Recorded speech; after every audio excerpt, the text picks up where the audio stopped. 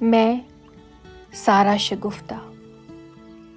میری کہانی ہر اس عورت کی کہانی ہے جو غریبی، بھوک، رشتوں اور سماج سے لڑتے لڑتے تھک جاتی ہے۔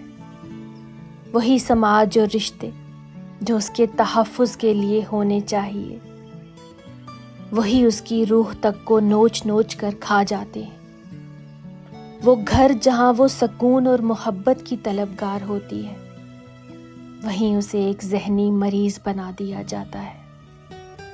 اس کے خوابوں کو انہی دیواروں میں چنوا دیا جاتا ہے اور اس کے اندر کی عورت کو مرنے سے پہلے کئی بار مار دیا جاتا ہے۔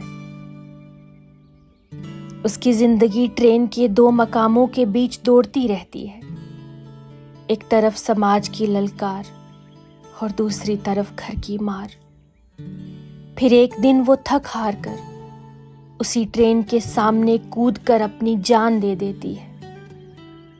لوگ کہتے ہیں اس نے خودکشی کر لی، پر کیا آپ کو یہ خودکشی لگتی ہے؟ اور اگر نہیں تو آخر کون ہے اس کی موت کا ذمہ دار؟ اس کے اپنے خواب یا آپ کی حقیقت؟